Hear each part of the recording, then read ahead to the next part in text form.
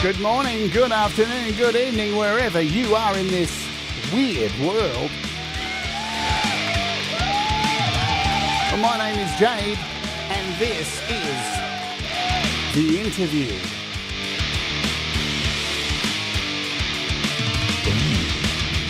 And today my very special guest is multi-instrumentalist, composer, masterer David Asher. We're going to kick off with a song called Heaven Ain't Gonna Wait. Let's Oge, baby.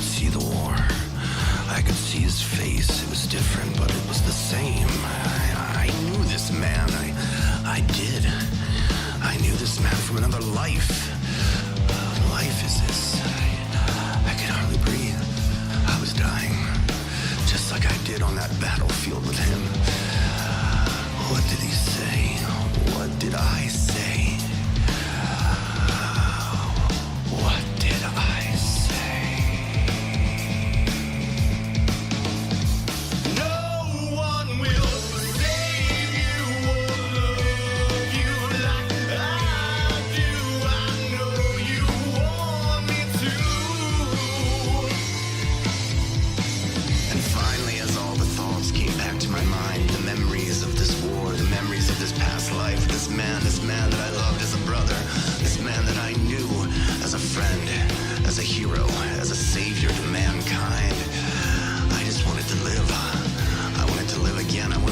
another life. I wanted to remember all my lives. I wanted to remember him forever. And I think that's what he wanted too. I believe that's why he brought me here, to die again. And as I looked up to his cold, abandoned face, he pulled a karambit and slit his own throat. He was my brother, and we needed to die together again so that we could live again in another life. A real life, not this fake so-called bullshit I've been living. Fuck the drink. I need to fight. We need to fight, my friend. We need to fight. Don't believe in yourself. No one will save you or love you like I do. I know you want me to. So call it what you want. Parallel universes, multiverses, simulations. It's nothing. Nothing is real, and heaven ain't gonna wait. Fuck yeah! I tell you guys, this dude's music is sick. All right, welcome. It's Friday, and I went to a chiropractor yesterday, and nothing changed. It's all voodoo, folks. Don't believe it. But here we are, Friday in Australia, Thursday for the rest of you. I'm Jade. If you didn't know, I've got a tag. How cool is that? I'm on the internet. I'm cool. Yeah, it's Friday. We get to hang out with an artist, which you know I love. It's not only the end. Well, it's not really the end of the week because these days I work 7 days a week, but I get to hang out with somebody incredibly talented. And this person who I have on today is that. That was called Heaven Ain't Gonna Wait. And it is, if I get my mind right, it is from the album Cognoscenti.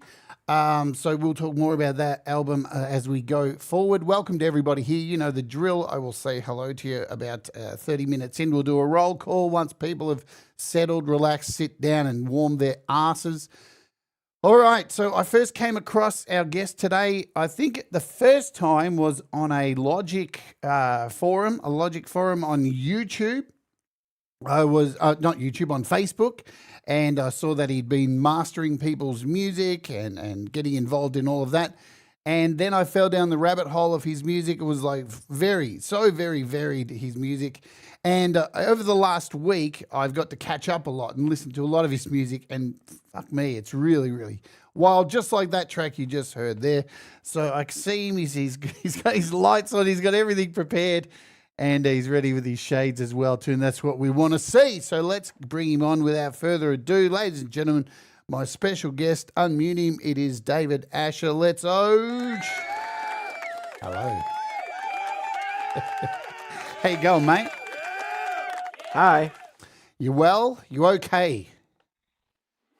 Okay's Right. enough these days, I guess, in this world. Thank you for coming on the show. Been a fan for a long time. I've seen your work, not only making music, but as I said, mastering music and collaborating with a whole lot of people. So hopefully, well, we're going to delve into it. I'm going to hit you with the first question today that everybody gets smashed in the face with. Cool. What does music mean to you? I should have been ready for this one, huh? I've heard this before. Well, you know what? I got an original answer. I don't know how good it is, but when I was a kid, like right around 6 or 7, I started playing piano, just like, not lessons or anything like that. But my grandmother would take me to card club with her, and my aunt had a piano in her basement. And like, I just loved it. I just like loved playing it. And real quickly, I figured out that like, if I just play white keys, everything sounds awesome. And I was like, I had that trick from 6 years old, man. It was crazy. But like, I also, growing up around the same age, 6, 7, 8, I was also started playing guitar, my grandfather's guitar, fiddling around with that.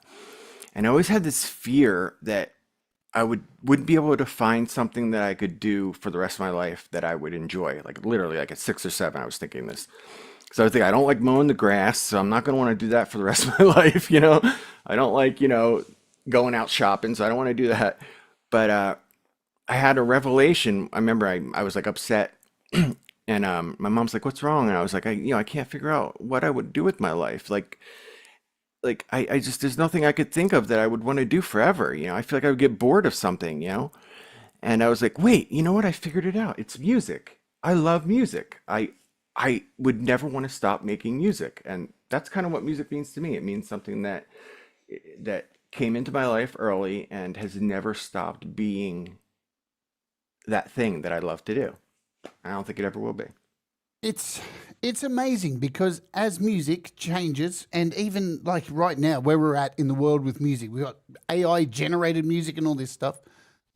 No matter what kind of music, it still makes people feel, right? You can't take that away. I'm not a fan of AI music, but there's people who are listening to it and going, yeah. And so you can't take that away because there's something about the rhythm, the frequencies, the noise, whatever you want to call it, because it's such a uncategorizable feeling music still to me. Like this, I don't know, David. I can listen to noise sometimes, just white noise, and it soothes my soul. Really? Absolutely. Pink noise, but white noise, that kind of gets my nerves. Guess it depends where you're at, you know. So I can listen to white, pink, brown. I can even listen to brown. I don't think I've shit myself through brown noise yet. Brown, yeah, the brown tone, yeah. I'm sure when I'm in an The brown note. when I'm in an old person's home and I hear it, I probably will shit myself, but that's probably not because of the brown note. Always, this show goes down the toilet way too quickly. Do you recall as a kid the music that was played in your household by your parents? Who were some of these artists, and how has it shaped your taste in music? Yeah. Well, I grew up in a extended family household. So it was me, my mother. I'm a mama's boy, so my father wasn't there, but me, it was me, my mom, my grandmother, my grandfather, my great grandmother, and my aunt would occasionally move in and out, back and forth, depending on who it was. She broke up with her boyfriend or not, or whatever. So I was surrounded by lots of people's music. So there was my mom's music, which was mainly just like classic rock stuff. A lot of her favorite band back then was who well, she liked the Who, and she liked the Rolling Stones, and she liked that type of stuff. And then my aunt, she was a little more eclectic. She turned me on to like Guns N' Roses and Beastie Boys when I was growing up. And then my grandfather, who was the only one that played music in the house, he was into like just you know classic country music, like George Jones and stuff like that, Willie Nelson. So it was kind of what I grew up around. It sounds like it explains a lot of the music that you make right there. All those artists you smashed into one because what I found going through all of your catalog over the last week was I never know what turn you're going to take. And, and it's not necessarily in a song, but just the next song. Like it always feels like something different and that you are taking another turn. Is there a rhyme or reason behind the way you write music and take on these different genres and such? Well, I think that boils a lot. It calls a lot back to the whole I don't want to get bored of music, that from my childhood. But it also like growing up in bands and stuff, I did kind of play like kind of like it sounded the same, like this band sounded like that. But once I started playing music professionally, like once I started like once I when I moved to Long Island, I got into this group of musicians, like excellent musicians. Like they were so much better than me. It was insane. And I got to play bass for this like just this group, and they would play for different bands all summer long.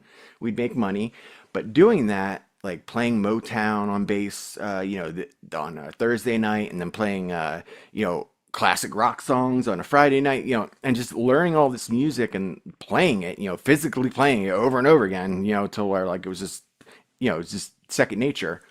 That's when my music started to get even more eclectic. When I start being able to, like, when I started writing different styles and different, genres and mashing them together, it just became easier. I think I just understood music better, honestly. I totally hear you on that. For most of my youth growing up, I was just metal. Right? I was just fuck everything else, metal, metal, metal. And then when I joined in year 12 here at school, I did a music course, and we had to learn Love Shack and Van Halen and being around the world, and I had to sing all this shit, and I was just like, what the hell? And all my metalhead mates were like, you've sold out. And it's like, mate, we sold out when we sold our first sticker in our band, so shut the fuck up. Yeah. But I can't take away from that experience because it shaped the rest of my life, I think more people should take steps into other genres. What are your thoughts on that? Yeah, I agree. And I was a total music snob when I was in high school, growing. I was just like I was a jerk, you know what I mean? Like the stuff like I wouldn't listen to for reasons. It was just stupid. And I honestly wish I hadn't been like that. Honestly, I really do wish I hadn't been like that. But it did mold me and shape me. So whatever, I do have my favorite bands and from back then. But it's just the more you learn, the better you become, and it's really all about it's what makes you a musician. Like what you can do. There's a physical side and there's a mental side, but that physical side is so important. You have to be able to play the music to make the music you want to do, So I'm a real big, I'm big on, practicing and making sure you can play your instrument, I've always been big on that. It's funny you say that. I'm not a part of these groups. Like, I'm a part of lots of groups on Facebook, like around music production, iOS, music and all this stuff. But lately in my feed, like Facebook does Facebook, it just starts sending you shit that you're not really interested in and saying, hey, here's this post. And you're like, I don't even follow these people. Why are you sending it to me? Anyway, they've been sending me stuff on these Suno groups. And I've just been clicking on it and just reading some of the comments. And some of the things I've been reading of people like going, I've spent the last 2 years getting my prompting skills down really well, and now they're taking it away. And I'm just like, oh my God. The 2 years on prompting, you could have had a guitar in your hand. What the fuck? Right. What's your take on this new world that we are in with prompting and shit? Oh man, I don't know. We got time. Yeah. Well, I mean, part of it. I don't like it. I don't like it. I think it takes away from the musician, from musicianship and just art itself. It's like I don't like it. But there's like two lines. There's the whole like where you make a prompt and create a song out of scratch when you don't know how to make music. I think that's just ridiculous. Yeah. And up until about like maybe a month ago, I could hear it. I could totally hear it. Like every IA song, I was like, that's AI. I could just hear I could hear I could just hear it wasn't real. Just something usually in the voice or something about the way that the lyrics are going on. But then like, I guess it's like the last update I listened to, I was kind of got scared, because I was like, well, I don't think I hear it anymore. I think it kind of sounds real. But so, it's going to do what it does. And what it's going to do is it's going to change music. I think what it's going to do is it's going to make musicians become more original. And then what's going to happen is if we resist and don't let people use our music to train AI on, then that AI won't be able to make that new music that we decide to make.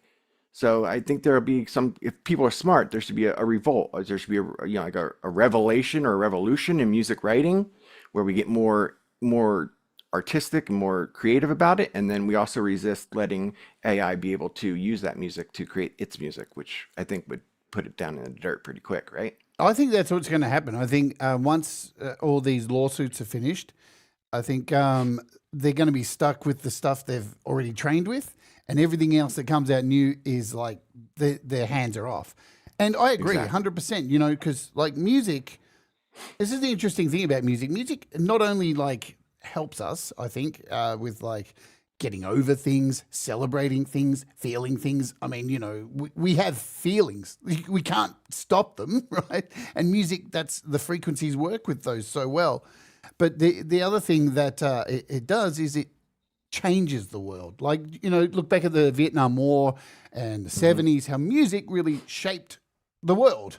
And I think this is the opportunity that we have. And you're absolutely right. You can't like turn away from you can't stop it. It's going to be there. It's like synthesizers, man. The 80s. Right. Everyone's Drum like, machines, synthesizers. yeah. They're all gonna ruin music It's the forever. end. Yeah, it's the end of the world. But we are going to have Drummers are no longer a thing now that the drum machine is around. and it just isn't. It's not real. But but there are some really great things with it. I agree that there's some good things with it. Coming up with ideas, all this kind of stuff. So that's a reality. Let's talk about the first album that you purchased with David Ashes. Purchased with your own money and was given to you as a gift. So you got two of them. First album that was given to me as a gift was literally an album. Was a record. Yes, real deal. And it was Michael Jackson Thriller. Yeah, what a good album, hey? Yeah, I saw it in like it was weird back then. They had albums in the grocery store. It was so weird. And I remember I saw I was shopping with my grandma and I was like, I saw the Michael Jackson album and I saw John Cougar Mellencamp. And I was like, I was cross. I was like, oh my God. And she saw me like looking at him. She's like, you like these? I was like, yeah, I think I would like these. And then the next week she came with the Thriller. And then the next week after that, she came with John Cougar Mellencamp. I can't remember the album, but aside from all the shit with Michael Jackson, like you can't deny that dude. The dude wrote some amazing music, No. I mean, I don't know how much I believe of all that anyway. You know what I mean? I mean, people were, I don't know. I don't know. Prove it. I don't know. Whatever. Yeah, I love Michael Jackson. Yeah. I'm on his side. Yeah. I cried when MJ died. It was sad. Yeah, look, I think I remember exactly where I was. everyone had moved on to the ideas of all this other stuff. But then you look at it and go, fuck, man, the dude was pretty much alone, trapped in this house, cut off from the outside world, fucking hooked on drugs, like, which is a story that's not only, you look at Michael Jackson, so many artists end up like this, recluses, locked away because the world is just full of cunts. Yeah, it's just too hard for them to live in the regular world. You know what I mean? People are just that crazy about musicians sometimes, and I can't imagine what it would be like to be Michael Jackson. And he had a horrible childhood anyway. You know, his father was horrible and just, I don't know. Yeah. I don't know. Do you think with the way we're moving with music, and of course, I'm talking about the pop world and labels and stuff, that these kind of rock stars are disappearing anyway? We're going to get less and less of this situation. I think so. I think it's like I do believe that because that's what it feels like. It feels like maybe there's like a handful of maybe like your Taylor Swifts and stuff like that, but it's not like it was when I was a kid, like where like you were just like obsessed over like this band and then this band. It just doesn't feel the same way. Although I am older, so maybe it does feel the same way for younger people. I have no idea. Yeah, maybe there are kids with posters on their walls like we did and such of. But I'll say I do have a daughter, and she is not like that. She does not have a band or a favorite artist, and she plays guitar. She likes music, but she doesn't have that. She doesn't. So it feels like that's where we've moved away from that, and it's more now I mean, this is probably why AI music is it exists so easily. Disposable artists, it's the same with the single. Like, I mean, I struggle with streaming music, not because of the platform. Of course, the whole platform's broken, but I struggle with the single kind of aspect of it. I'm still an put out a single every month or something like that. Yeah, I'm still an album man. Give me an album. Give me a story. Like, give me some thought behind the whole process. An album that has a tonality that matches throughout, a drum kit that sounds the same through every fucking song. Right. Yep. And these days you hear singles all the time, and it's like, is this the same? It sounds like these are the same dudes playing the same music. The gear sounds different. Like normally you would hear that. Like, for example, with Metallica or something like that, you can hear the difference of where they've recorded, from Ride the Lightning to Master of Puppets to Justice for All. It's definitely a different studio, different producers. Now it's like that for every fucking song, and that breaks my brain. Yeah. It's just the way we're consuming music. I guess it's just it kind of controls that, which is crazy. I saw it coming. I remember I was telling Darren when he went to put out albums. I was like, dude, you should put out just a single a month. I mean, that's how you keep your audience captivated. And we tried doing that, but it didn't work out for some reason. I forget why, but yeah, As I Russ don't know. says I can't. here, 2016 was the last time a band had a #1 hit. Yeah, I think I heard that somewhere. That's some pretty fucking. That's really. I mean, Yeah. even this week, I think and it's a bit like I know Beato covered this on his channel. He's like, this is the first AI artist has broken the Billboard country charts this week, and it's Yeah, I not, saw. I didn't watch it, but I saw that. It's I didn't not watch it. true. It's not actually true because like Billboard has several charts, and the chart that they broke through was on the iTunes chart, which is decided by how many purchases of a track. And all you need to do is buy your own track 3,000 times and you can get to #1. So that's probably what they've done. Right. Yeah. So it's not entirely true, but $3,000 worth of pretty good publicity, right? hey, absolutely. People spend thousands of dollars on Google Ads every fucking day, to get their video 10 seconds of a listen to make it look like they've had 170,000 views. And it helps, I guess. That's the thing. Yeah. Did we talk about the first album that you bought? No, the first time I bought Yes. was Tori Amos' Little Earthquakes. Oh man, what an artist! Yeah, I remember I saw her on like 120 Minutes one night, and next morning I was like, "Mom, you gotta take me to the music store. I gotta buy this album." I was just that album. I love that album. I love Tori Amos. She's like, oh God. Yeah, she's a Changed my life. genius. She is. I've seen her live a few times. I was lucky enough to see her live around the time where she used to like wear no underwear, and Yeah, I saw back then too. Yeah, yeah, me and, too. I made sure I got front row seats for that. Listen, man, I'm such a pervert. I saw Rick Beato was talking about a Tori Amos show that he like the first time he heard about her was like he was working next door to the place where she was playing, and I was at that show. I remember that show. That was like 1994 or something like that. I was still in high school. I drove there. It was in Philadelphia. Drew me and my girlfriend. We drove us there. It's crazy, tripping on mushrooms and stuff. Nice. Nuts. Yeah, there's just something about her songwriting that is just captivating, and the interview she did with Beato was amazing. God, I think I watched it about 3 times. I'm a fan. Yeah. I can't help it. I'm a fan. Yeah. So let's move to. You know what? We're at our 30-minute mark. So we'll play another track and then we'll come back and say hello to everybody because we've got some people in the house now. We've given away a few memberships. I'm going to bounce back and forth. I'm going to play this track here. So we've got a mix of stuff today, folks. We've got some music that David has on, let me just refresh this. Good. Yeah, I had a little bit of everything and lately I've been doing a lot of like orchestrations and stuff like that. So I put some of that in there too, you might hear. So we got stuff on SoundCloud, we got stuff on Bandcamp, and we got some video clips as well. This one is on SoundCloud. It's called "What Caused This to Happen." This is from. Yeah, tell us. I was just gonna say this is a instrumental, cinematic, orchestral, really slow, mellow kind of movie music. I love it. It's my favorite kind of fucking music these days. All right, let's do it. We shall relax, folks. Chill. We'll say hello to you when we get back. Let's play this now. What caused this to happen? Let's yeah.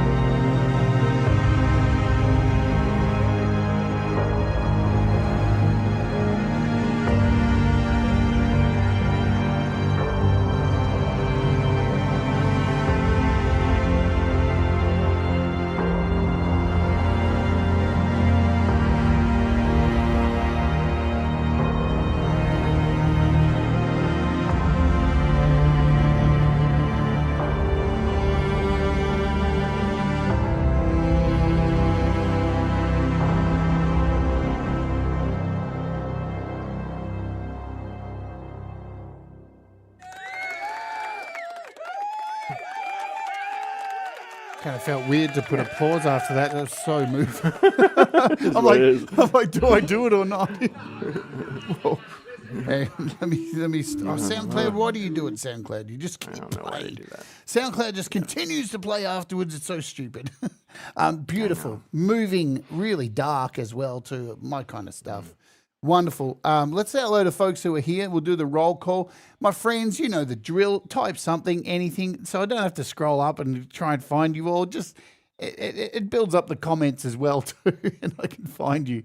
Hugh Caldwell is in the house. We've got Tremor Bear, Gary Hubbs. We've got Doug Kidder, Liz a Day. Hello, Liz. Hey, Liz. We've both worked with Liz. We've got Justine Kasprick. Who else do we see here? If I scroll up, Mix Club, g'day to you. I saw Russ 8889. I'm going off memory now. Thomas Christ, of course. Thomas Christ, man, the myth, the legend. The Panda the Torture Clown. Welcome, Panda the Torture Clown. It's a great nickname, isn't it? It's a circus performer on YouTube.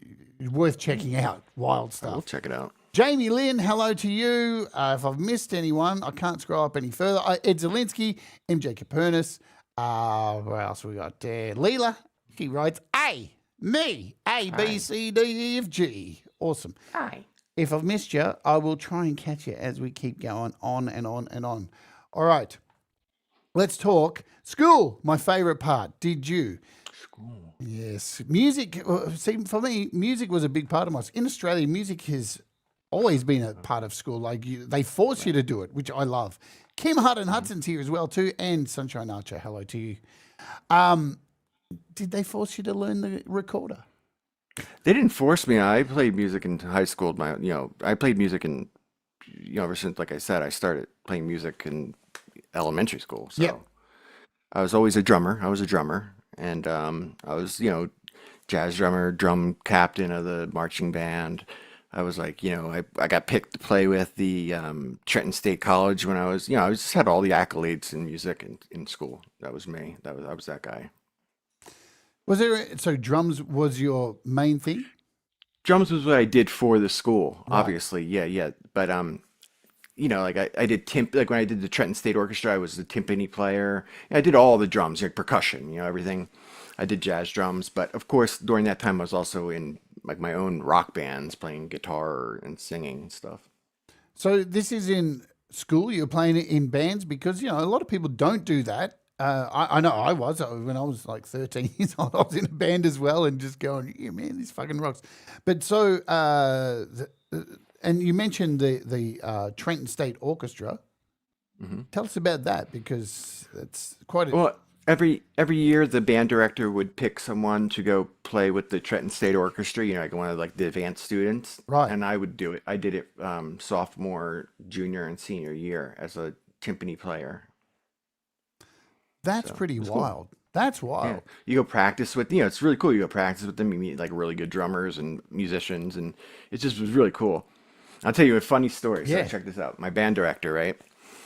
After the performance, I think it was my junior year or senior year, I forget. I go up after the performance and I find him. I see him walking away. I'm like, hey, Mr. Megulus. I love Mr. Megulus. What a name, Mr. Megulus. Megulus, and he played the tuba. Always wanted me to do the tuba. He's like, Dave, you need to come and take some tuba lessons. I did. I took a sousaphone home for the summer, but I was just not into it, man. Yeah, the big white one that wraps around you for the marching. Basically, I just turned it into ways to smoke weed. That's what I used to, new ways to smoke weed out of this phone. So anyway, I meet up with him, and I'm like, hey, Mr. Megulus, what you think? And I look at him. I mean, this guy smelled like weed, looked high as fuck, dude. And that was when I realized, I was like, oh my God, this guy, teachers are like us, It was like a revelation where I was like, he's outside his element. He's just here to have a good time. I didn't say anything. I was just like, he's like, great job, kid. Great job. Thanks, Meg. I love that. Some of the best musicians I think I've ever played with were in school. For me, we especially the teachers we had.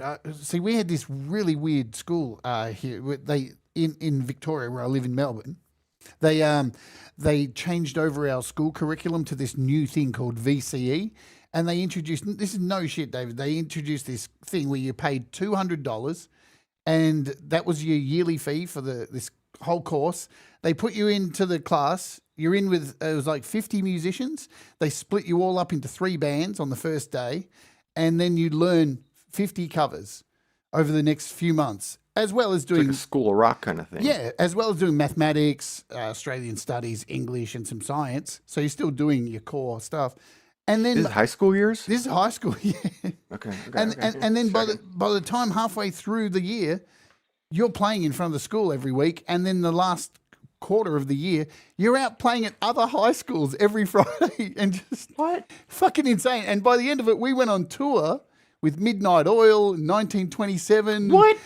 Playing on the back of trucks in the country, and that was $200. It was the greatest year of my fucking life. Holy smokes. But the musicians were just incredible, and the teachers, as you said, were just fucking stoners from hell.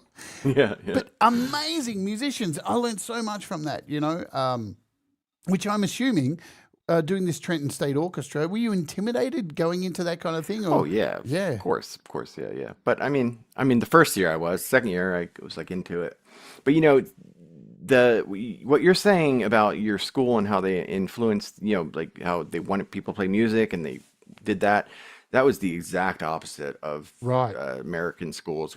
All our music programs were being taken away. In fact, when I was a freshman, I went, I went and I took music appreciation and music theory 1, the first year. Right. And they took it away when I was a sophomore. They had been taken away. And so what they did is my choir teacher and my band director, Mr. Megalis, they actually gave me all the curriculum for each year, and they helped me out. And I actually did the classes on my own, like no credit or nothing, but I just did the work because I wanted to learn about music theory, music appreciation. So they were like, "We got it all here." So I would go in after class and talk about it and stuff, and they were really cool. So that was really awesome of them to do that for me. I'm getting a disconnection notice here. All right, we good? All right, OBS just disconnected for a second then. We good? All right, we're back, I think. I'm good. Yeah, just on YouTube. It disconnected and then it came back. It is interesting why they take away and do that. It just feels really silly to take away something that so many of us hold on dear to in shit times. I'll never understand Take away like home ec or shop because that shit is pointless. Absolutely. Although I did home economics. Oh, yeah, okay. And at least I can cook for myself. So that's Okay. the one thing.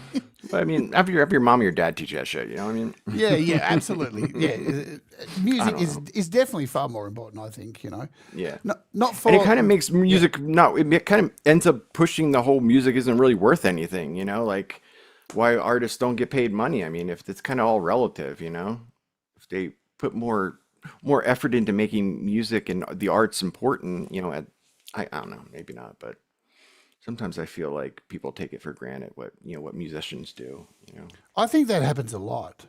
I think that is, and I think it shows, with today's music as well too, that people are willing to go, oh well, I'll just listen to this AI generated stuff, and it's like, like this is the reason music connects with the listener, because you're feeling the same shit that we're feeling. It's funny when I hear an AI song. I hate going back to this, but when I read the lyrics of an AI song and it says "I and me" and "I felt," I always just think, really. So people are saying, all right, so yeah.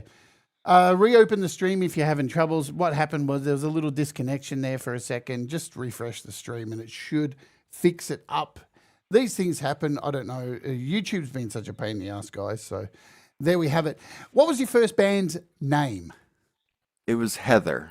My first band's name was Heather because there was this girl that I was like totally infatuated with named Heather, and everyone knew it. My band members knew it, and my buddy Matt, who was our bass player, somehow convinced the drummer Jay that Heather was the best name for our band. So that was how our band became Heather, which was very, very embarrassing. Uncomfortable at all? She loved it, honestly. Of course. She loved it. She loved it. She loved it. Of course. But like for me, I was like, yeah, like I used to talk to her on the phone at night, and I'd be like, yeah, so I just gonna let you know that, they really like the name Heather for the band. I don't know where they got that from, but like Did it it's work? so embarrassing. She knew. Did you score the girl in the end? Yeah, no, I didn't score that girl in the end because she seemed like she had way too many problems. She would come up with way too many problems, stuff I didn't want to hear about, like having to kiss a guy after she went down on him. I'm like, I don't really know this shit. Dude.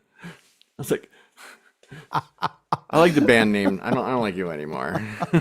Hi, Heather, if you're watching. Heather, you know who you are. So, were you gigging under this, Heather? What about your first Yeah, gig? we gig. What was that like? First big, first real gig. We played at this place called Stevie T's in Trenton, where we opened up for Dee Schneider. Oh, wow. Right. Wow. But we weren't allowed to stay because we were underage, so we were allowed to play the gig, Right. and then we had to leave. So we never got to see him or meet, or listen to his band play or anything like that. Oh, But that was sucks. that was the highlight. Yeah, we had a major battle of the bands that we won that drove everyone crazy. They couldn't believe that we won because, I mean, there was a lot of really good professional bands, and it was a Trenton. It was a not Trenton. It was a college. It was one of the community colleges. It was one of their battle of the bands. And some people take that really seriously. And here's They this do. high school band up there playing. We were slam our stuff around and do crazy noise at the end of the set, but we were just really into it. And we freaking won that battle of the bands, and a lot of the bands were not happy with us because of that. But everyone loved, the people just loved it. They were like, yeah. It's I had funny. a space helmet. I put on a space helmet and I had my old delay effects, and I'm like at the end, everything's shaking. It was a time when Nirvana was the biggest band in the world. It was like watching Nirvana break their stuff at the end of the set. Yeah, I think right. That's what people liked. You got to do that. Look, Battle of the Bands are a funny thing, aren't they? When I was young, and I first did a few Battle of the Bands, it was like everything. We were so pumped for it, and then very quickly you work out, oh, it's based on how many people they bring. Right? Yeah, it's rigged. Yeah, it's Yeah. rigged. Yeah. Yeah, it's usually rigged. But I don't think this one was rigged. I think the judges were just like, let's give these guys the win. Because the band that they was supposed to win was grown-ups. They were adults. Right. And they were really upset. They I couldn't remember believe it. we did one, and we actually were already a gigging band, right? And that night we had a Battle of the Bands. It was right across the other side of town, and we just played a gig at this place called the Sarah Sands Hotel. And, it was a massive show. And then we loaded all our shit into the van and drove an hour and 10 minutes to get this Battle of the Bands so we could play last at this Battle of the Bands. And we lost. And it was just I said, that's the last Battle of the Bands we're fucking doing, guys. Come on. All the money we just made there, we just wasted in petrol to get here and lose Yeah. to whoever the fuck these kids are. Whatever.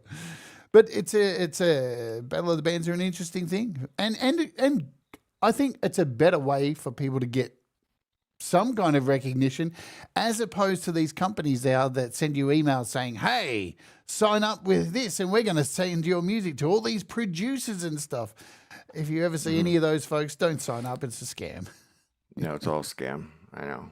I've fallen for a couple of those things when I was younger. Different. They were different. They weren't online. They were in the back of a music magazine where they're come in, we'll record you for free and see if we can get your music here or there or there.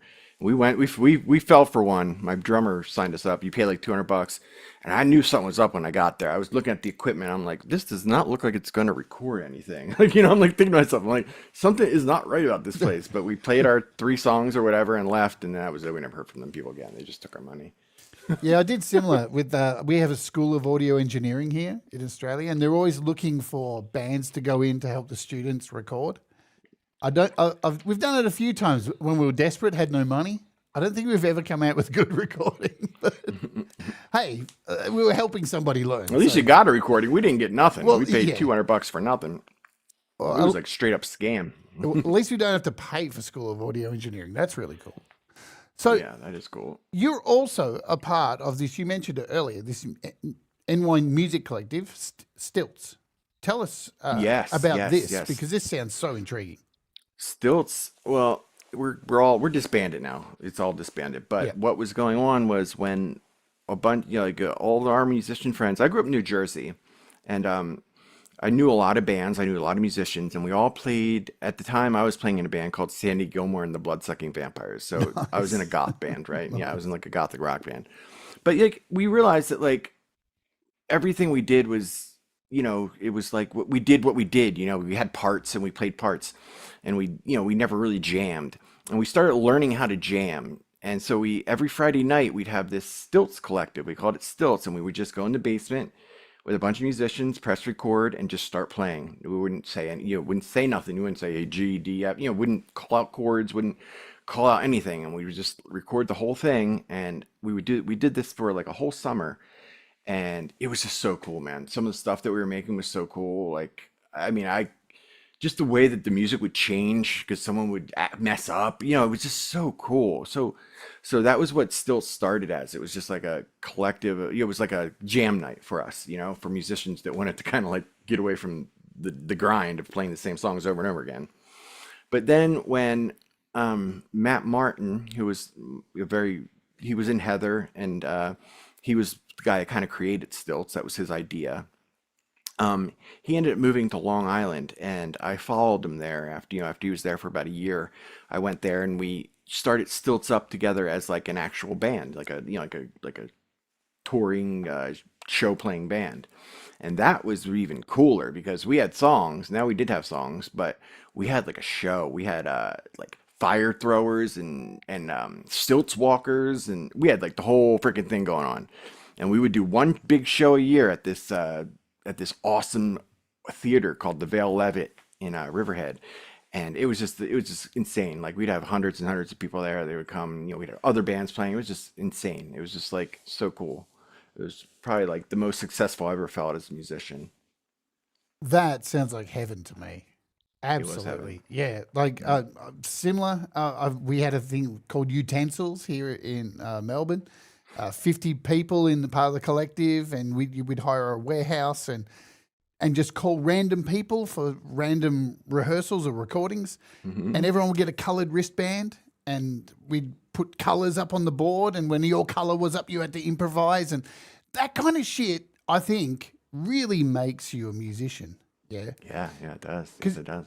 Because that's one of the hardest things I think about being a musician is not only having to deal with somebody, another human being and their shit, but being able to work with them spontaneously and understand who they are and how they play.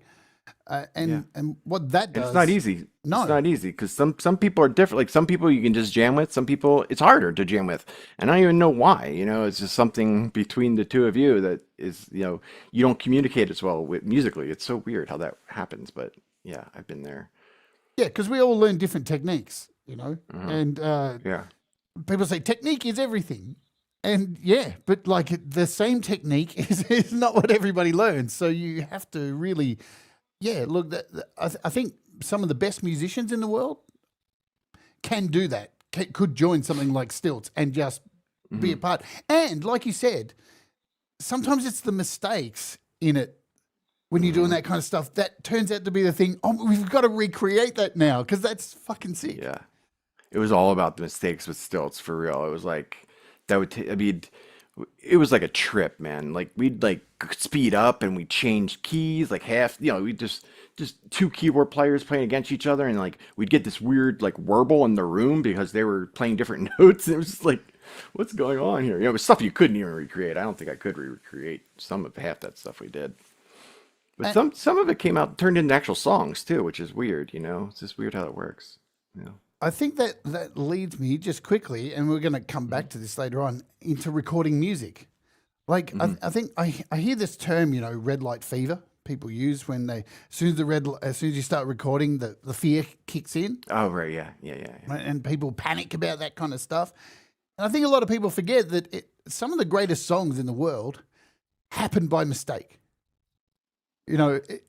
Complete, and some parts in songs too, which to us we just go, that part of that song is fucking so good, and you talk to that band and they go, yeah, Billy messed up, so we just followed him and we went there. that wasn't meant to happen, and here we are, because a lot of the magic in music is from the fuck ups. Like the Cars where they do the beat backwards in that one song. You know what I'm talking about? Yeah. That like he messed up, What's and the the? drummer messed up. What song is that? We used to cover that song. I don't mind you coming here, right? Let me. I'm trying to Wasting find all what my it's called time, now. time. Um, Just what I needed. that's it. That's it. Yeah. Yeah, yeah, yeah. In the third verse, he's like, "I don't mind you coming," on the snare on the downbeat. It's like that's so cool, man. He's like, "Yeah, that was a completely mess up." And it's That was the drummer just messed up. it's one of the reasons like people talk about recording double track for vocals, right? It's sometimes in that recording you're recording two takes of a vocal, one's lower than the other, and it's the inconsistency of the second take that brings out these harmonics in there that you just go, "Fuck, that sounds incredible," and they're slightly off. It's not a Yeah. perfect take, that second vocal take. Do you think as musicians these days people strive too much for perfection? Oh yeah, tuning vocals and lining vocals. I do that because I work for a lot of, I mix songs for people all the time, and they always want their vocals tuned and they want them aligned and like, I mean, I get it. I mean, it's just what music sounds like now, but I do kind of miss the imperfections, you know. I try and keep my imperfections in my music if I can, but yeah, it's just how it's just music changes with technology, and now that we can, I guess we do. Yeah, and just because we can doesn't mean we have to. That's No, the beautiful no. part. We get to choose. Hello to Yeah. Capsulam as well, who's joined us in the chat too. Hello. Hello. I'll give you a close up. Hello. There we go. Holy shit. That's cool. Imperfection is my thing. I love it, even though I've been working on a fucking album, mate, for like 16 years, and it's not because I'm trying to perfect it. It's because like so much has happened in my life where I've been homeless. I was in, I had all this shit happen. The time of recording is not 16 years. It's all the other shit that's dragged it out, you know. Right. And, Yeah. and so it's not that I'm trying to make it perfect at all. It's so imperfect that I don't want to change any of it because of the imperfection. So if you're watching this and you're struggling over something at the moment, not trying to get it perfect, trust me, remove the stress, folks, because there's nobody sitting around going, I don't know about that. That note wasn't actually fucking perfect. Or, I don't know about that snare, that drum that they're using. People don't fucking Yeah, no one sit cares there. about that. They just care the way that makes them feel. That's all. That's it. I'm doing a happy dance with my feet. You can't see it right now, but you nailed it. Sometimes that's my secret weapon. That's my secret weapon. I like if a song makes you, I can sit back and just tune all that out and tell if a song feels good, you know. And that's when I know that like a song is worth it. You know, other people's music. You know, like if I'm helping someone out produce something, I usually go for that first. You know, go for the vibe first, and then we'll fix stuff if we need to. But Yeah, that's going to be the savior of music, is the music that we create that people feel something from, because you can't turn off feelings. Dave Bops, hello to you, and Forrester the Wolf, welcome aboard. Let's play another track here. Let's cue up this one. I've got Deliberate Morning. oh, this is a good one for that because the vocals on here, there's some stuff you hear in the background that are kind of like I wouldn't normally do on people's music, but I just left it there. So like a little like messes ups and stuff. Nice, let's do it. You ready, folks? Grab your ankles, tables and chairs, put in your undies and show us your hairs. Let's Oge.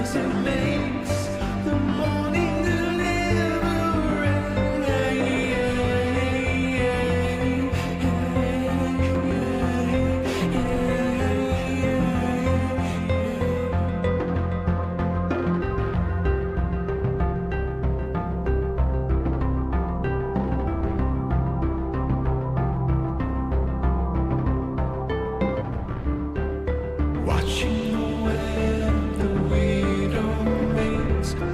She's quite amazing, so close to death and life. Pierce my heart, and it's medicated. The pain won't mean anything. I don't care what the neighbors say. It's the way that the Western nation works, and the road is paved in a radiant hell, but we tolerate it, 'cause it makes the morning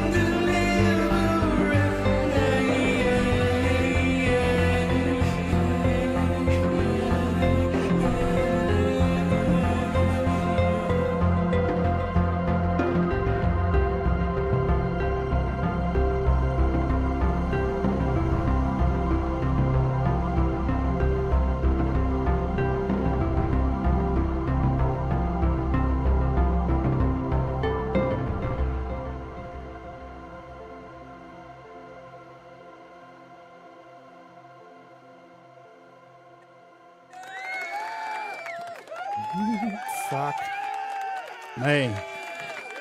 That is Speaking of AI, hey man. that was like 2 years ago when it first came out. That's where it was at. Yeah. Oh, look, I can't talk either, man. I've been covering AI since the day it dropped.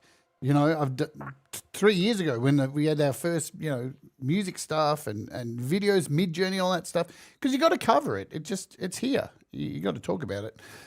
That song, I just say, fucking so moving, and 80s in there as well. Just, it's a fucking beautiful song.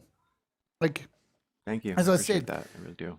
my trip this week has been really enjoyable. Like, everybody I have on, I try and do my research and find out exactly who I'm talking to. And I, for the longest time, only knew you as somebody who mastered music. Producer, Yeah, right, producer. right, mastering and producing. Yeah. And like I said in the beginning, I went down a rabbit hole this week of just goosebumps. Like, I've got them now, Oh, Beautiful, beautiful stuff. And so varied. Again, like I would turn a corner and just be like, what? Wow. and that excites me heaps. I hate fucking stuff that's just very the same. It shows that you're a very accomplished musician, which is thank you. I appreciate that so much. from the heart. Yeah. Now, let's get a bit heavy because now Okay. I didn't know this stuff until I started going down the rabbit hole for you. You suffered a massive, tragic accident and have been paralyzed since this. Whoa, dude! Like, True. what the fuck happened? What? If you don't Well, want to relive it, fuck. But No, I'll Jesus. relive it. I'm here to Right. relive it. That's Yeah. fine with me. I don't mind at all. Open book, like I said earlier.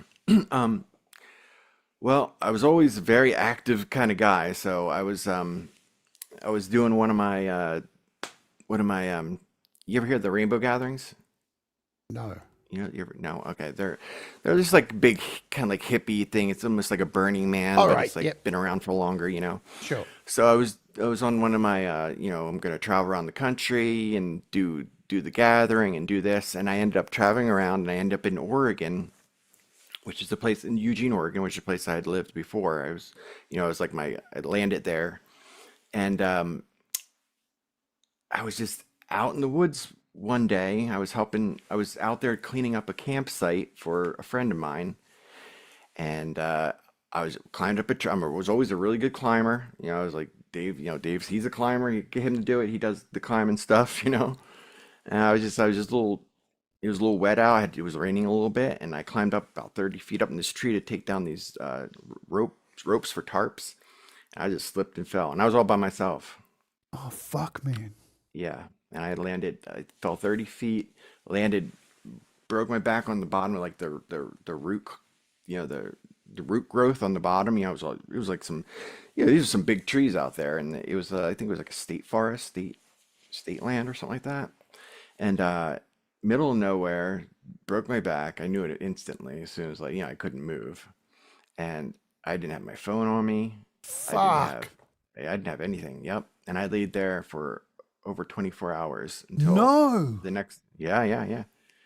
Yep. Until the next day, I heard a lady jogging because I was near a trail. You know, I wasn't that far in, but there was a trail, and I just started screaming top of my lungs. And she came and she found me, and she got me like ambulance and stuff like that. But yeah, I broke my back pretty bad, and yeah, it was devastating. It was very devastating. And especially when it first happened, I was very, very paralyzed, like very, like from the waist down, like nothing. Like I Right. thought I was going to be like that for the rest of my life. But luckily, this was 8 years ago, just to put in a time frame. So Right. over like the first like 4 or 5 years, I got a lot of return back. Like it moved from because luckily where I broke was low in my spine, which is like the lower you go, the lower on your body it kind of represents, Yep. on your spine. So Yep. like, lower would be your feet. And so it was kind of like, I guess, wherever my knees are. So that after the initial shock and over the years, I kind of got more return, especially more on my right side. My left side's much weaker for some reason. It was just how it just, however it happened. And yeah, but that was devastating because I was out there kind of alone, because I just traveled out there with like Yeah. a group of people and they just dropped me off. I was like, yeah, I'll be fine. I got friends here, but I didn't have friends that were gonna like, put me up with some paralyzed guy up. So I ended up staying in like they put me in like a home. Like yeah, I spent 3 months in rehab and recovery, of course. I was in like a hospital and stuff for like months and months. And then they put me in like a home and it like people that take care of you, but they just take all your money and it was kind of like nothing felt right. Like everything felt dangerous in the house, and I was in the wheelchair. I flipped over backwards like twice on the ramps. It Oh, was horrible. fuck, man. Yeah, so finally I was like, Mom, I need to come home. I called New Jersey. I was like, I gotta come home. And they got me a plane ticket and I came home and I've been back in New Jersey ever since. So you're laying there 24 hours. Yeah. Yeah. What kind of thoughts are going through your mind? Bears and cougars, mainly. Bears and cougars. Fuck, I didn't even think about that. I didn't even Yeah. think about that. Like, Yeah, I'm thinking, bears oh and man, cougars. I'm thinking I'm going to die. I'm not thinking wild animals. Fuck me. Yeah, bears and cougars. I didn't hear any, and every time I tried to move, this is so weird because it's like, y- I you see it in the movies, but like I tried to move, and I guess the pain was so bad, I would literally pass out. Yeah, Like, right. and then I'd wake back up, and I'd be like, "Whoa, what just happened?" Because I was trying to move myself. I was trying to get somewhere. I did have a phone in a bag. I did, but it was like somewhere. It was somewhere I couldn't get to technically. So every time I tried to move, I would just pass out and like go into like this like fever dream and then come back and when the morning came I was actually awake and I was like moving around and I was like awake and I don't know, it was just horrible. And then after that I don't remember like 3 days after that. I guess they just had me like on so much medication when they like operated on me and just Sure. I woke up like 2 or 3 days later like I had no idea it was that long. And yeah, I was like in this super brace, and it was rough, but I made the best of it. When this woman found you, do you remember the first words you said to her? The first words I said to her was, "I fell at that tree right there, and I'm pretty sure my back is completely broken." Fuck. That And makes she like sense. she did not trust me one little bit. At first. Right. Like I don't know, she thought it was like some like I was setting her up. I'm like, "Man, I'm paralyzed. My back is broken." She's like, "Okay." She's like, "I have to go out to my car to make the call because I have no signal here." I was like, "Man, please come back. Please come back, man. Please come back, man." Fuck, man. Horrible. Yeah. Wow. Yeah. Well, it's, you're an incredibly strong human being, my friend. So they say. Well, So they say. you know, If I was a little bit stronger, maybe my back would have broke, but okay. well, 30 feet, and Yeah, yeah. bones. It's yeah. Wow. I don't know what to say. I mean, look, humans are incredibly resilient, and Yeah, we are. to see you now and still making music and doing what you're doing, that's a testament to strength and being able to overcome.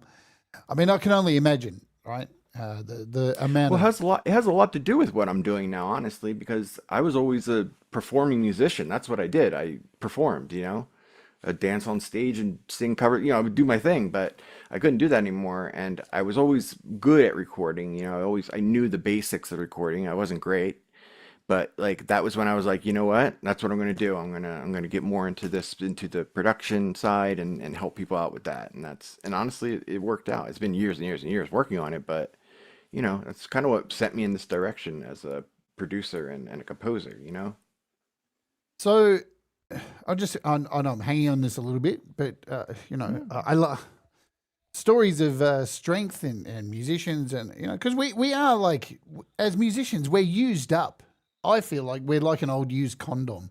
Like people use the fuck out of us for our music and our emotions, and then just at the fastest moment throw us away, discard us full of cum, you know, whatever.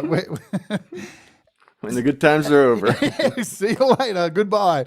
So, like, to be able to harness, you know, being a musician and using that to get through some of this. I mean, were there times in recovery where you just felt like this is enough? I can't go on. Yeah, of course. And you know, there was a little more to the story actually, because when I did get back into New Jersey, I my parents put me in a like a rehab, you know, like a rehab for people that, you know, were paralyzed and stuff like that. Sure. And what happened was I had gotten from the fall, I had gotten a wound on my sacrum, like right, you know, like right near my butt. What is the You know where your sacrum? sacrum is. No. Sacrum is like right between your back and your butthole, basically, is your sacrum. Right. So yeah. So I'd gotten a wound there, probably from laying on the ground for so long, you know, and like it kind of like just, and then just laying on my back in other places, you know, it was never like a wound until one night, like the doctor like saw it and he's like, this is really like soft, and he pressed on it and it opened up, you know, and this was like a whole nother 2 or 3 years of my recovery was that wound.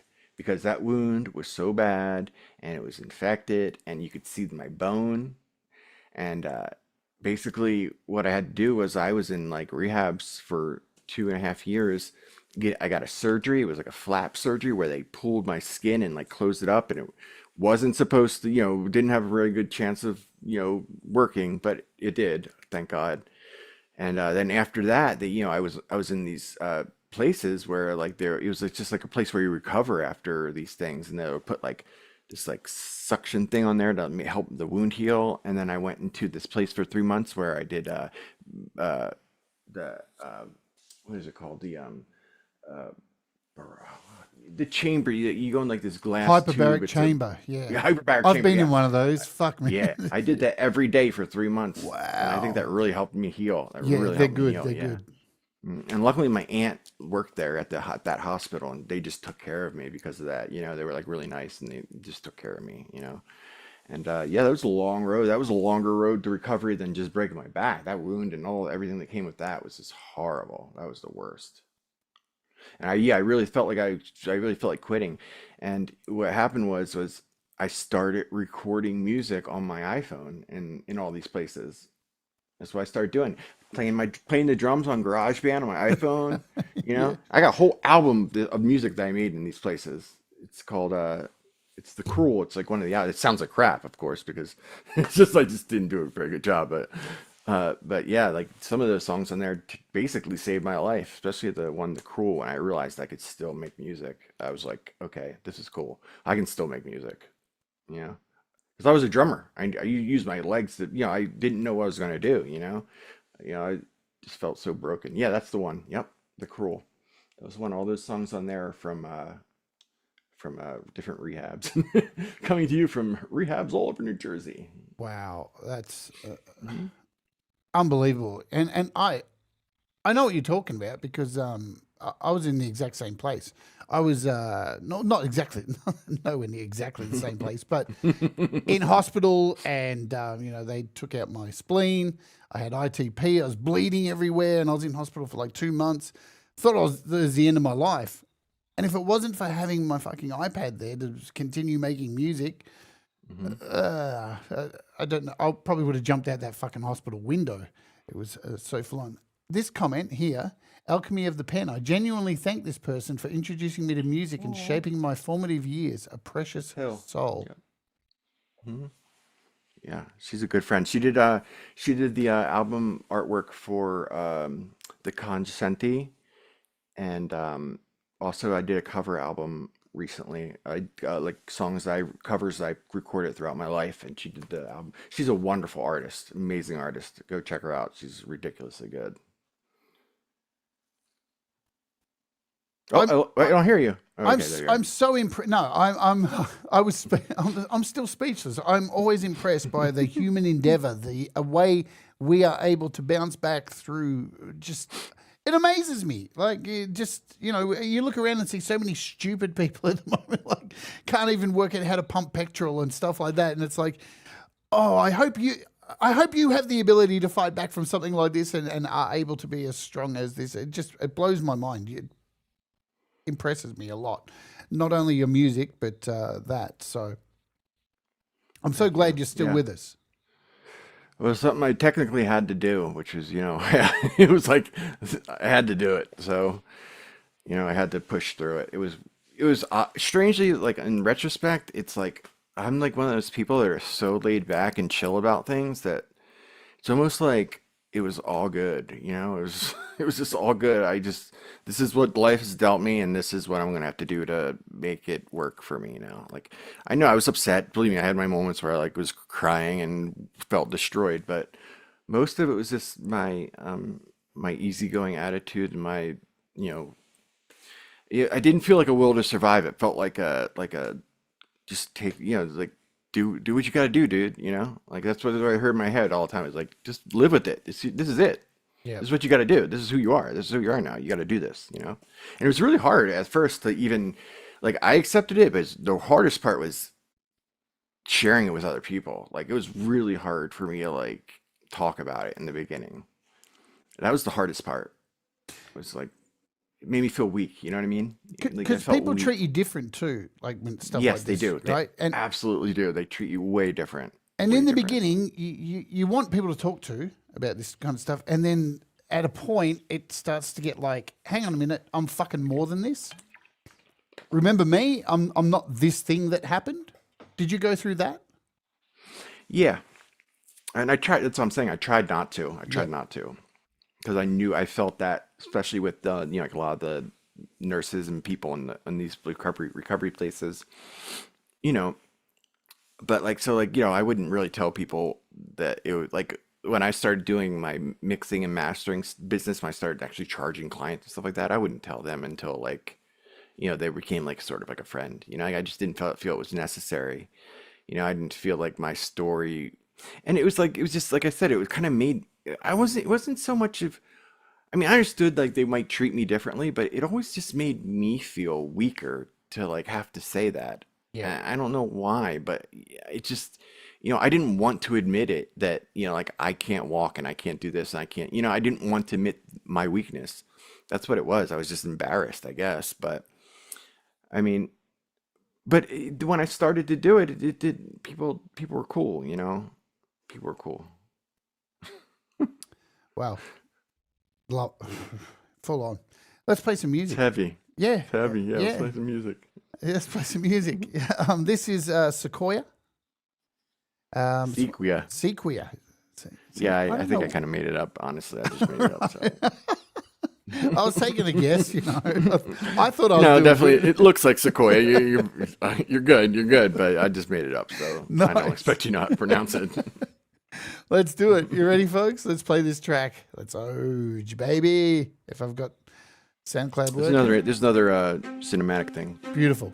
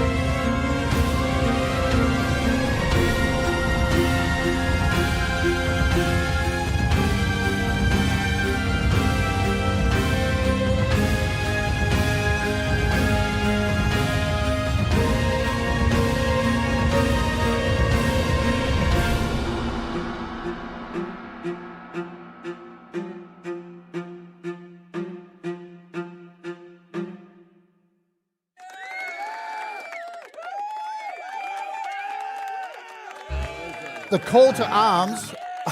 I'm inspired. Sick. It's amazing how sometimes you just fluke this shit, like, after hearing such a story, and then I just picked that song to play. It just felt so right. Not a planned segue, folks, but it's wow. Look, I'm a big fan of orchestral stuff and film scoring. I'm trying to get into it myself. What has drawn you to film scoring or scoring? It's just I guess it's, I don't know, maybe it's a natural progression of my musical journey. I think, like I've always loved, orchestral music.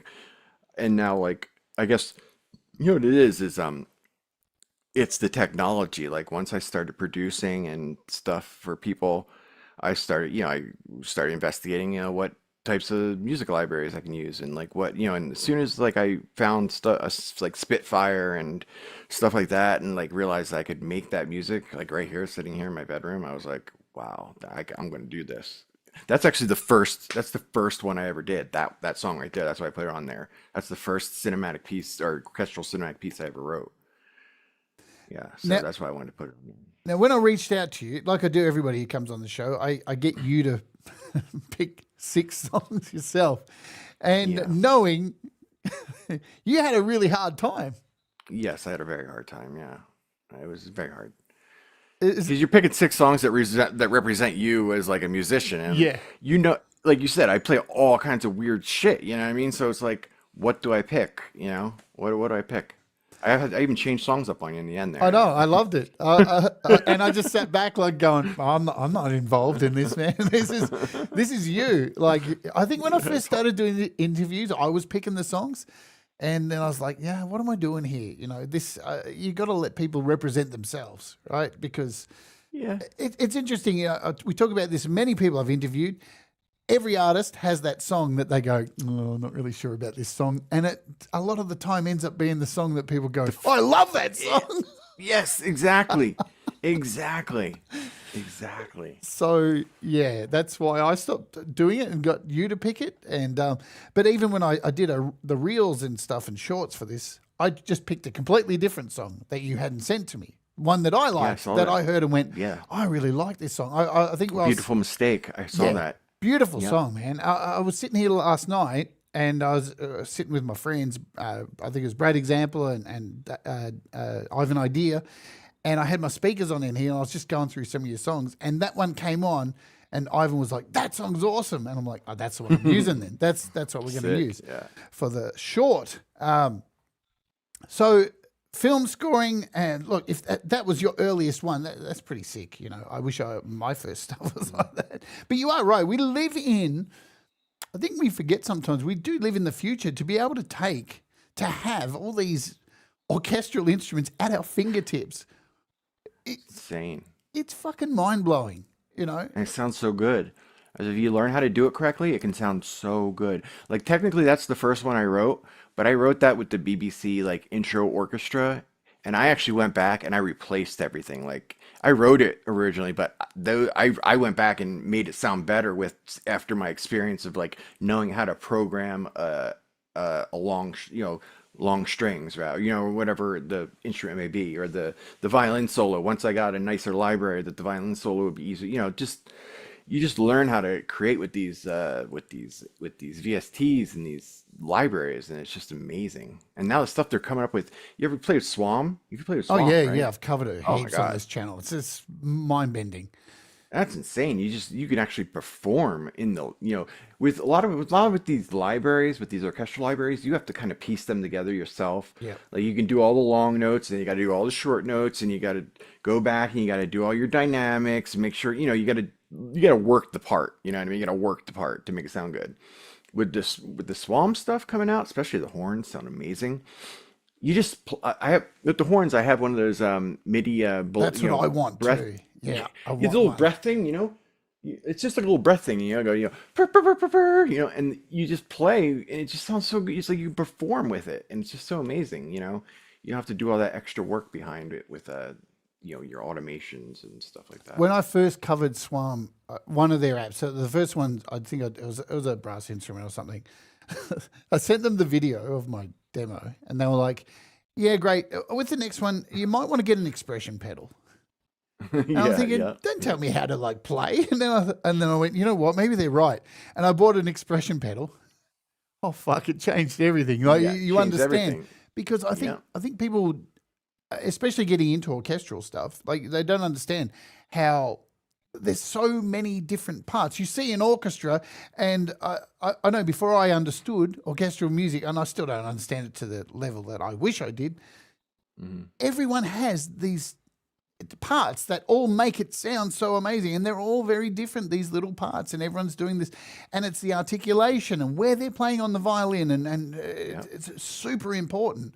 It's very important. The change in dynamics, or like you said, the articulations, and they all come together to make this like beautiful like thing coming at you. But you got to put that in there, or it just doesn't sound real. With these fake instruments, you gotta add that in there, and it's hard to do sometimes. You gotta like really learn how to do it. I think once you learn that, though, that you can make it sound really good. There's an AI thing I'm covering, I think, next week. They reached out to me. They're called Ace Studio AI, right? I have Ace. I'm actually a beta tester for Ace. Right, yeah. And the one thing that's interested me about them, not only is I like the vocal thing with the MIDI and all that, I love this new thing that they've added where you can import the MIDI for violins, and it adds the articulation in for you. And I tried it and just went, what the fuck?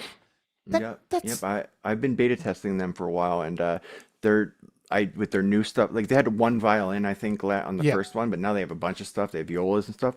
So I had this one string quartet that I wrote. So I just went in there and I just replaced everything with Ace. And I was like, yeah, this sounds good, Sounds really good. There's some, I see you have to work out some things. There's some little things you have to work out, but sure, it does sound really good right off the bat. It sounds good. Yeah, I use that a lot. I actually used it in the Liz song. Some of the violins in there from Ace. You'll hear later on, I think. They reached out to me like 4 times, and I'd just been ignoring the emails, going, I don't know.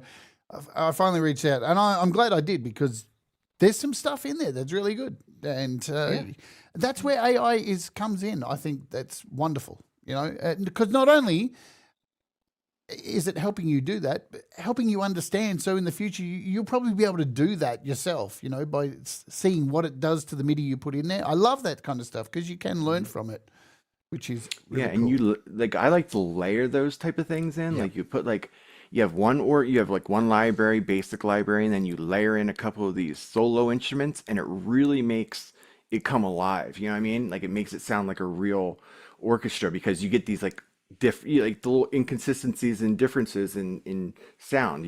It's just you just got to figure it out. It takes time, but just keep going. That is I love it. I just love digging in on that shit, just doing it. Yeah. There's nothing more rewarding. Now, you mentioned, working with Liz, collaborations. You do a lot of collaborations. She's amazing. So she's amazing, though. She's been like my newest collaboration. We've been working together in sync. I met her through Eric Campbell. He's a sync. He's a guy. He's like a sync agent. He's also a songwriter, and basically he has this project called Mom's Basement, and that is not. I did not pick that name. That's the name of it. That's his name. I guess he had some luck with it before. Yes, he had some placements with it previously, so he just continued it. But anyway, he picked a bunch of artists that he wanted to work with this Mom's Basement project. It's basically his personal project. And what turned in was Liz was one of those people, and that's how I met her. And one of her songs that she wrote, she turned into music. He's a singer, so he wrote vocals to it. And then what I do is I'm the producer. I produce everything. I mix everything. I master everything. If something needs to be more of something, I'll produce it out a little bit more, like adding horns or whatever. Adding stuff, adding layers and stuff. And it's been coming along really good. We've been making some really awesome stuff.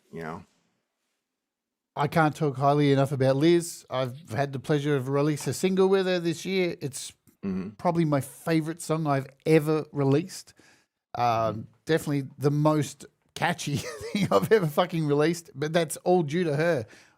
Yeah. You know, I sent her a song that was a bloody jazz song, Dave, and I know. I saw the whole breakdown. Yeah, she that's sent kind it of funny. back. It was like, what? It came back as a rock song. I know. It's hilarious. And you know, and the thing was, I knew that's how she works. So, and it was really hard for me because I'm a control freak with music. I just am, and to let it go and go, I have no idea what's coming back. And when it came back, at first I was like, what? I'll take it. Let's go. Just and 100% the best idea to send that to her. The first stuff I heard you work on was Darren Daniluk. Yes, very heavy metal. I love Darren. Dark. I love it. Yep, loved it. I hope don't know he's what happened all right. to Darren. He disappeared. I have no idea. I don't know, but I love you, Darren. Come back home, Darren. Ed B Metal reached out to him a couple of weeks ago and said he's okay because you know he's. I interviewed him on here too. know. He's pretty dark, man. He's you know. Yeah, he's got a story. You know, Yeah. he's got his thing, and I know it. Yeah, and me I don't. too. I mean, I took it personally for a little bit, and I realize now I shouldn't have because, you know, I mean, I didn't do anything about it. I just felt personally like, why did he just stop talking to me? We did 3 albums together. They Yeah. got better and better and better and better. And, They did. and it just, some people, they just have to figure out their lives, and I know that he was having some issues, so with the mental health. So I was just glad to hear that he's with us, you know, because his music's Yeah, fucking yeah. dark, man. It's, there's some dark subjects in there. You, Gary Hubbs, I did work for Gary Hubbs. They helped him out with a 4-song EP. Yeah, Candy Coated Lies. stuff. And boy, these songs sounded so much better after you worked on them. Yeah. I mean, that's what happens. You can't, if you try and do everything yourself, you're gonna miss shit. You know what I mean? Yeah. You're just not gonna get that input. I do it with my own music. I send my music to my friends and say, help me out. You know what I mean? And like, it's not. It just collaboration is where it's at. In my book. Yeah, you can get lost in your own, the smell of your own farts. And Yeah. You get used to something sounding a certain way, and you don't really know how to or want to change it. You don't know you should change it. You know what I mean? Someone comes on with a fresh ears and a free mind, like an open mind, and they're like, oh, maybe I should put this drum sample in there and I'll make it sound heavier. Or I do this, make the guitar sound like this. Just people's got skills, and let them, yeah, lay look, your skills on my music. if Slayer had never started work with Rick Rubin, they would never have Right. produced Rain in Fucking Blood, the greatest thrash album of all time, They probably still sound like a garage band right now. And if Metallica had never worked with Bob Rock, well, maybe they'd still Well, be cool. yeah. Yeah. Well, It doesn't always. I guess every road goes a different way. So Every rose has its thorn. There's Gary Hubbs' YouTube. If you didn't know, Darren Daniluk, Cage You in Your Head, another great artist, Lizard Days. So you should really check them out as well. Hi, Pete Johns. Welcome to the party. hey, Pete, The party person himself. potty. So let's play another track. We've got 2 more to play. This one I got a video clip for, so we can do this. Okay. Where Yeah, are this we? is Cave In. This is like more recent rock music that I've done. Let me just, there we go. We'll refresh that. Thanks, YouTube. So let's play this one. This is Cave In. And we'll come back and talk about it after this. Cool. Let's fucking oh, ja.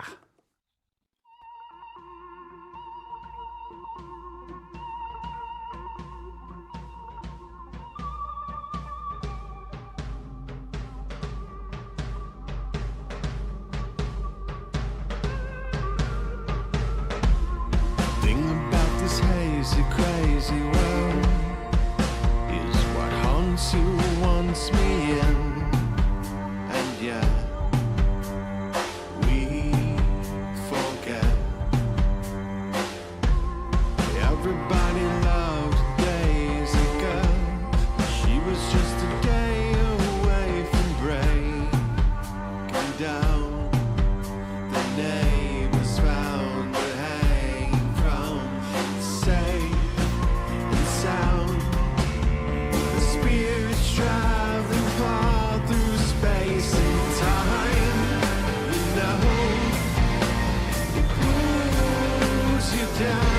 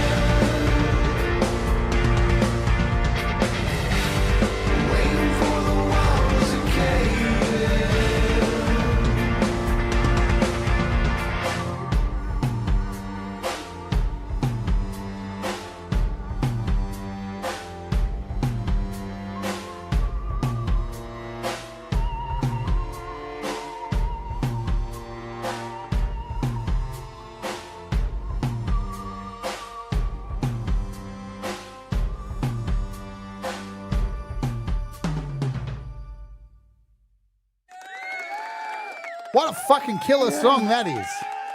Thank you. Thank you. There's so much in there. Like I'm hearing David Bowie. There's that hard edge and orchestra in there. Like Bowie's a big influence, me. Definitely. Yeah.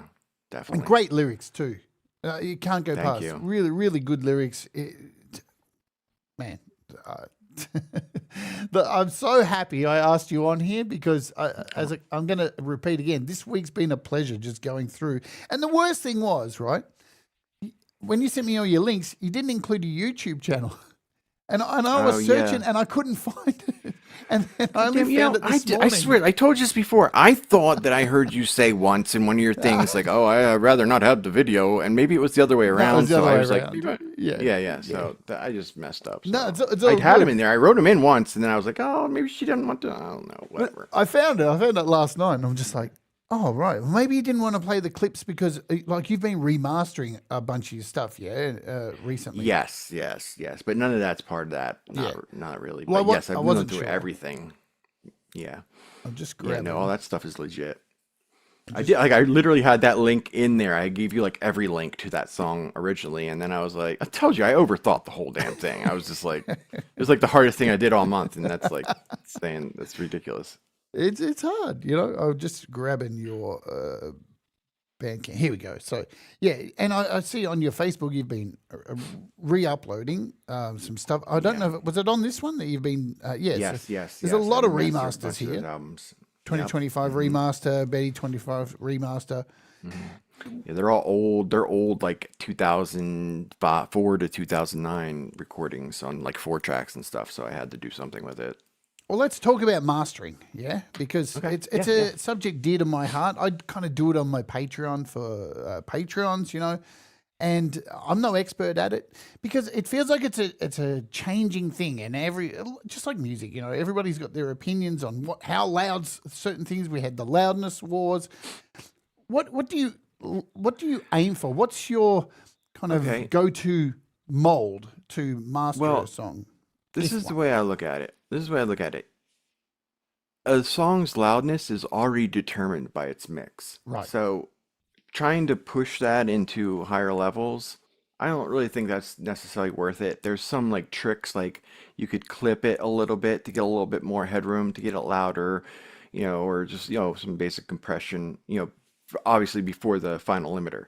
But you don't want to do too much to it because, you're trying to just make the song sound good on as many playback systems as possible. And if there's multiple songs involved, you want them to sound consistent. That's the basic gist to mastering. You want to take out too much low end. A lot of times people mix with too much low end because it sounds good, but that's gonna hurt you. It's gonna hurt your limiting later on in the end. And sometimes it's just, some systems won't handle it as well. So you find that happy medium with the low end, and you find your happy medium with the high end, and you make sure your mid range sounds good. And then you let the song dictate its own loudness, in my personal opinion. That's what I do. And then, I mean, honestly, I find mastering to be so easy, and I do it on headphones because I have I figured, over the years, I've realized that my room is not right for mastering, and it's not ever going to be perfect for mastering. So next best thing is to set up a headphone system, like with a nice DAC, a nice amp, and nice headphones. I have like nice hi-fi man headphone. Yep, exactly. That's a new IK multimedia thing they dropped. Yep. Oh man, the Arc. It's so good. Arc. The first 2 songs I've used on it, wow, it works. It works. Yeah, you just you gotta. That's why I use the headphones, because it's like takes out that room sound. And of course, I check it on everything. I check it on my little things and stuff. But mastering is all about just preparing the song that you've been given. And I don't try and push it, because I notice when I push stuff, it just doesn't sound good later.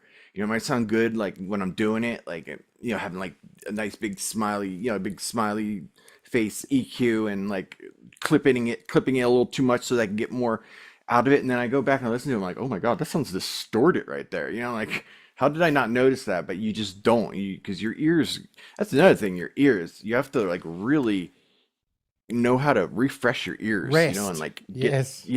Rest your ears, right. And recalibrate with some reference tracks here and there. Like, I always listen to I have a bunch of songs I listen to that kind of help me recalibrate my ears.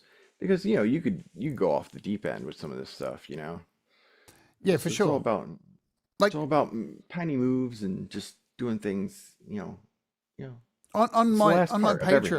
Patreon, I think the more valuable thing that I give instead of the master, because the master I use lessons, which is it creates fucking pretty much ready to Yeah, stream stuff, right? It doesn't yeah, matter yeah, what you use, yeah, because I'm on iPad, yeah, that's why I use it. But yeah. the most important thing I think I give is that I'm going to listen to your mix and pull out something and go, Right, these drums are too fucking loud. You got to take this back and right. fix these drums first because Feedback. that's Yeah, the thing. And it's a very small group on my Patreon of people. It's only like 100 strong or whatever. And in the streams each weekend, it's only like about 18 people. But everybody there's opinions has value because it's not a show where we're playing your music and the stuff's already done. You've got the opportunity to right. say something and then work it. And I think it's valuable. I love doing that and being able to point that. And I don't know. I'm just hearing what I'm hearing. We all hear things slightly different.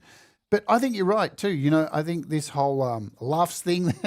I try not to push shit too loud because here you've got like, no matter how hard you're going to push it, it's going to go to streaming services and it's going to get squashed anyway, right? Well, You know, this is they my can, trick. I don't know if it's going to work with Lurson's because I don't know if they have a delta button. But if you have a limiter with a delta, meaning it'll show you like how much the story, like a delta is like a null test. yeah, So it'll just show you what the difference is between the limited version and the song. That's how I regulate. I listen to the delta and I make sure I'm not throwing in too much distortion and then I just go listen to delta. I'm like, okay, yeah, that's 60 dB below the noise, the top of the song. No one's ever going to hear that distortion. And then I yeah, feel happy. I know that it's a clean master. That's how I know.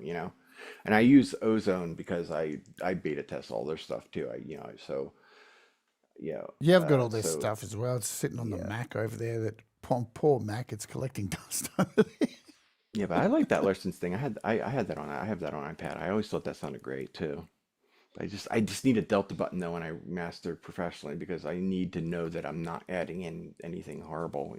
Yeah, for sure. But what's good about mastering and like you're saying, giving the feedback is I've gotten most of my mixing gigs through mastering because like I'll master for really cheap. I'll be like, get $30. I'll do a master your song. And then I'll talk to the guy and I'll be like, actually, one of my best clients ever. I gotta mention him, Jeffrey. He has a band called King and the Bear, and he came to me through one of the Logic groups on Facebook, asking about mastering. I was like, yeah, I'd love to master your music. Just send it over. And so I gave him the mix critique. I was like, well, maybe you should bring down the drums here and do this. I was like, and you know what? Why don't you send me one of your songs and let me mix it for you and just show you what I can do? I didn't charge him or nothing. I was like, and that's always like how to get in there. And I sent it back to him. He's like, yeah, you're gonna mix my album. So I got that whole job from I got a whole mixing job from that one song. Mastering mastering the album supposedly. And now we're doing a whole second album together. Like I'm producing everything, like the drums and the bass, and doing what he was trying to do that he wasn't good at, like the drums and the bass. And he's doing the guitar and the vocals and writing the music. And it's just amazing. It's sounding so good. It's like my favorite thing I'm doing right now, aside from Liz, of course. I worked in a pizza delivery job for a year and a half, and the old Calabrese Italian man who ran the place said, "Jade, if you want to succeed in life, you'll have to understand the love job." And I'm thinking, what the fuck is this all about? What I don't have to suck you off or anything. Like, where are we going here? And he's like, the love job. Do something for free for somebody and do it really well, and it will lead to business. And the love job has always stayed with me. I never say it to people because they'll probably think that I want them to do It's a something. weird name for it. You might want to think of it, relabel that one. But yeah, that's absolutely true. You're right. You do the thing, you do something for free that you feel you put your heart into that you like, and bam, And because get it more out shows, of because it. you love doing it, right? I think that's his thing. He loved making pizzas, and his pizzas were the best in Carlton. So, can people get in contact with you to get their stuff mastered? What's the best possible way, or mixed, or whatever? I've got your website They up can here. yeah, I got a website you can contact me through. It's like this was my composer website, but you can contact me through there if you need anything done. And then, I mean, I'm on Facebook. I'm not, you could contact me any way you want. I'm very easy to contact and I respond to everything. So All of David's links are in the make sure. description, my friends. Every single thing I could scrape and put together, even stuff that you didn't give me. Thank you. I love Yeah. finding it all. And Thomas has been banging links through the whole show. Liz says, Love Job, new band name. Love job. Oh my Yes. God. Love Job. I wonder if somebody's got that. Normally when somebody's already picked those things up. Gary Hub says, we've got to run. Been great to catch up with David.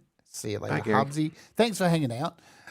So what have I got here? Now, you have a huge catalogue of music. I just want to cover this. Just heading back over here to not only, and because we should support our artists, right? Bandcamp is one of the best ways to support them, because you're actually paying them and sending them some money for their hard work. So David's link is in the description for Bandcamp, and as you've seen, he's going back and remastering all this stuff. And as you've heard today, there's some pretty wild stuff. You've only heard a very small sprinkling of music here today, and trust me, there's some wicked stuff. And also, are you on Spotify? Yeah. You can. My music's on Spotify. Because Yes. I found I haven't you. put the remasters up there yet, but yeah. I found you on Apple, so there we go. I've put the link to Apple. I couldn't find Spotify. I don't know. I have a really weird relationship with Spotify. Yeah, me too. I have a weird relationship. I can never find anything on there. They're kind of rubbing us all up the wrong way at the moment, Spotify. Thank you, Spotify, for being cunts. But no, you can find all of David's music here. I think we're about to wrap it up. We got one more song. This is a song you've been working on with Lizard Day. But before we move to that, I've got the final question. I ask everybody on this show. It's a struggle, this one. If somebody was considering becoming creative, when would you suggest them to start? As soon as possible. That's an easy question. Oh. Immediately. Just do it. You got to do it. There's no way around it. If you want to be creative, if you want to create something, you only get better at it by doing it. You don't get better at it by thinking about it or planning about it. You just got to do it. And you got to fail. You got to fail a couple times too. So I'm so glad you said that because, it's so true. And I still fail now, at least a few times a day. And I'm so thankful for it because I don't want to know everything. Because that sucks. Absolutely. Yeah, I think that's the reason I started asking that question. I've asked it from the first interview is to remind people, just do it. It's there's no time like right now because regret is a fucking waste of energy. So we're going to go. Tell us about this collaboration because you've been working a fair bit with Liz, and tell us about this journey with Liz while I cue up this track. yeah, I like this journey.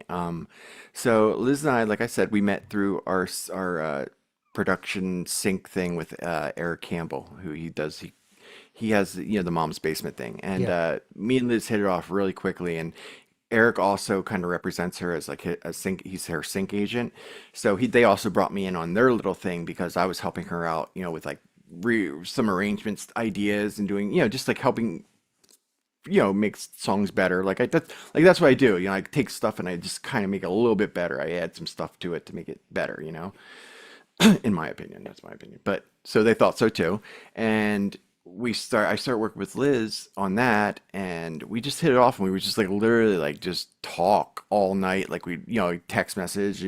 I'd stay up because she's in Australia. I'd stay up all night and like talk to her, and we'd like talk about what we're gonna do. It was just we just hit it off. We just became really good friends too. And I was like, you know what?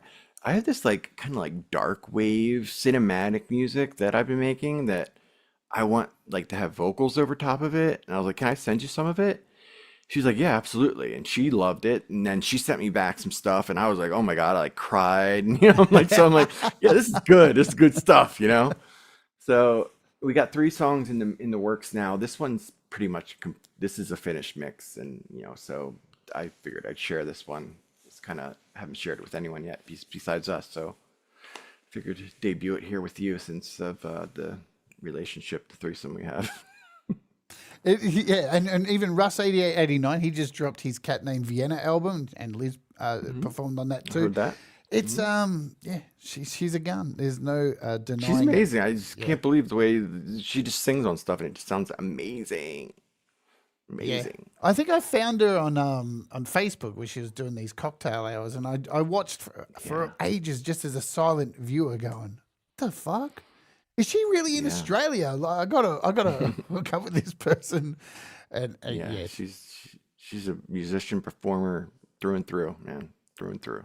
Absolutely. All right. Well, thank you for coming on the show and sharing part Thank of you, your everyone. life and journey Thank with you, us. I don't take it for granted that you've come on and been so candid about who you are and all that kind of stuff. So thank you.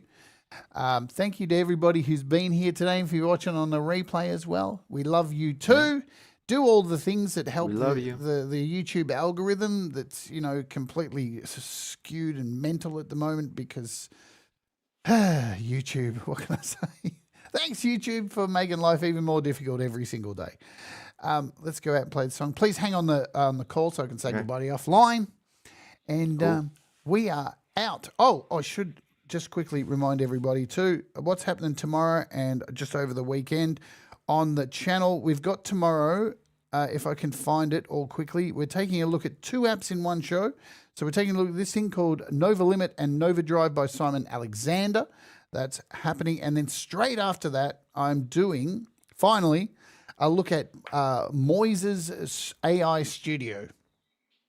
There's a lot of good stuff in this, and there's some stuff that you probably won't ever use. But we'll talk about it tomorrow. And the creative hour is happening this weekend as well, where I've got to make a song in an hour.